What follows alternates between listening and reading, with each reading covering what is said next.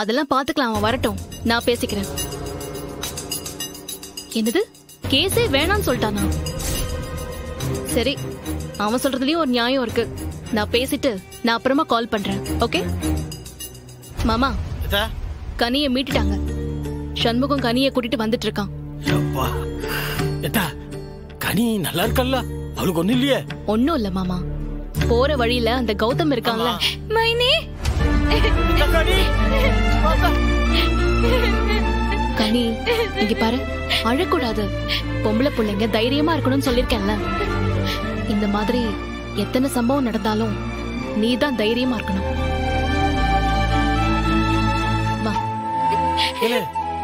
என்னலாச்சு? நான் போறதுக்குள்ளே அந்த ஏடிஜிபில அந்த என்கவுண்டர் ஸ்பெஷலிஸ்ட் அந்த அம்மா அவன் மயர்கான்ல, அவன் வந்து கனிய போராடி காப்பாத்திட்டான்பா. இல்ல நம்பவே முடியல.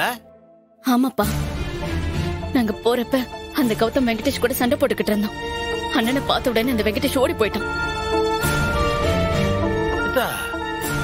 அந்த பையன் பொறுக்கியாச்சே.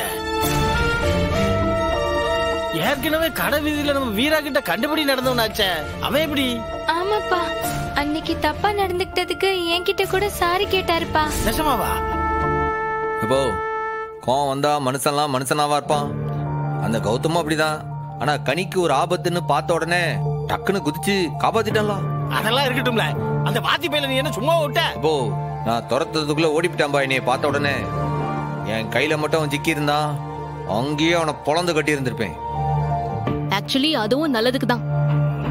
நீயே சொல்ற பாரு, கோவம் வந்தா எவனும் மனுஷனா இருக்க மாட்டான்னு. அது உனக்கும் பொருந்தும். வெங்கடேஷ் உன்கிட்ட இருந்து தப்பிச்சது அவனுக்கு நல்லதோ இல்லையோ, உனக்கு ரொம்ப நல்லது. அண்ணா, எனக்கும் வர வர அவனை நினைச்சாலே எரிச்சலா இருக்குன்னு. எதுக்குன்னு விடாம நம்மள எதுக்கு இப்படி டார்ச்சர் பண்ணிக்கிட்டு இருக்கான்? அவனை வெட்டலாம்னா இவங்க விட மாட்டாங்களா? கொலைதான் எல்லாத்துக்கும் தீர்வுனா உலகத்துல பாதி பேர் செத்து போயிருப்பாங்க. இதை எப்படி சமாளிக்கிறது? எப்படி வெங்கடேஷ்க்கு சீக்கிரமா தண்டனை வாங்கி கொடுக்கணும்னு நம்ம யோசிக்கணும்டா. அண்ணே, நீ வெட்டினாதான் ஆத்திரத்துல வெட்டினதா கேஸ் வரும். நான் வெட்டினா தற்காப்புக்கு வெட்டினேன்னு சொல்லிக்கலாம்ல. கேஸ் போட்டு அசிங்கப்பட்டு திருந்துற அல்லாம கிடையாது. இன்னொரு தடவை அவன் என்கிட்ட வந்தானா நானே அவனை வெட்டிடுறேன். கனி, நீ வா, முதல்ல குளி, அப்புறம் பாத்துக்கலாம். கூட்டு போத்தா வா.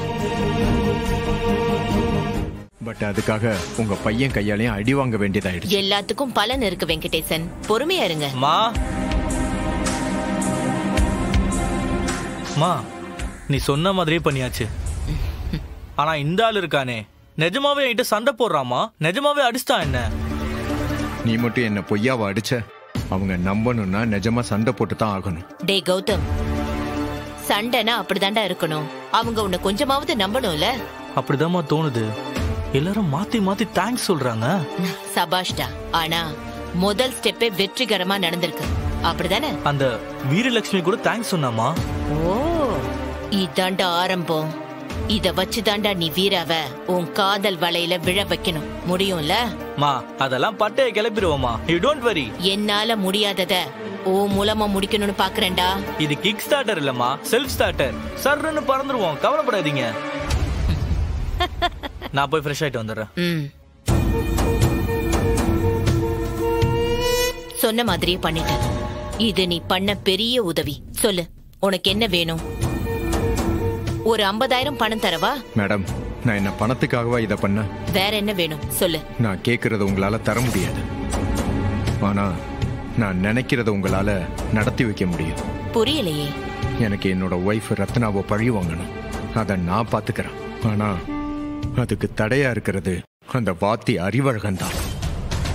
அவனை நீங்க ஜெயிலுக்கு அனுப்பணும். ஓ, அவ்வளவுதானே? பண்ணிடலாம். அவன் சாதாரணமா உள்ள போக கூடாது மேடம். Criminal case. முடிஞ்சா கொலை கேஸ்ல அவனை உள்ள போடணும். வெளியிலேயே வர முடியாதபடி அவனுக்கு தண்டனை கொடுத்து காலத்துக்கு அவனை உள்ள அனுப்பணும்.